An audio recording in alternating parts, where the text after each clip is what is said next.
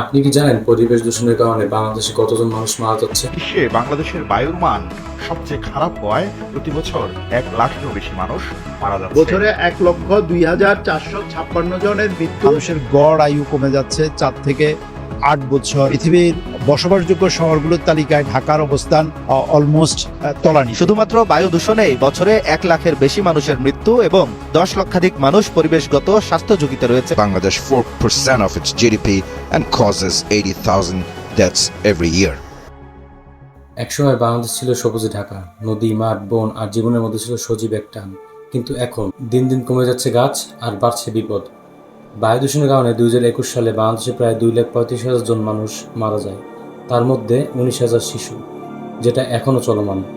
এই দূষণের ফলে গড়ে 6 থেকে 7 বছর জীবন হ্রাস পেতে পারে। বায়ু দূষণের মতো নিরাপদ পানি সংকট, জলবায়ু পরিবর্তন, প্রাকৃতিক দুর্যোগ, পরিবেশগত স্বাস্থ্য ঝুঁকির কারণে বেড়ে যাচ্ছে মৃত্যুর সংখ্যা। আসুন আমরা একসাথে পরিবেশ রক্ষা করি, জীবনযাত্রার মান উন্নত করি।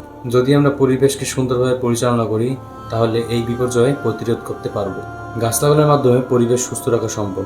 গাছ লাগানোর মাধ্যমে শহরাঞ্চলে ধুলাবালি ও গ্যাস কমে যায়, এতে শ্বাস প্রশ্বাস ও প্রশ্বাসজনিত রোগের ঝুঁকি কমে। একটি গাছের শিকড় মাটি আঁকড়ে ধরে রাখে, ভূমিধস ও নদী ভাঙন রোধ করে, গাছের ছায়ার কারণে পরিবেশ ঠান্ডা থাকে। একটি গাছের কারণে খাদ্যচক্র বৃদ্ধি পায় ও সুস্থ থাকে। আমরা যে যেখান থেকে পারি নিজ থেকে গাছ লাগানোর উদ্যোগ নেই এবং অন্যকে গাছ লাগাতে উৎসাহিত করি এবং বৃক্ষরোপণ কর্মসূচিতে নিজেদের একটি অংশ করে রাখি। আমরা নিজ বাড়ির আশপাশে গাছ লাগানোর উদ্যোগ নিতে পারি। বাড়ির উঠানে, বারান্দায়, ছাদের টবে ছোট ফলজ বা ঔষধি গাছ লাগাতে পারি।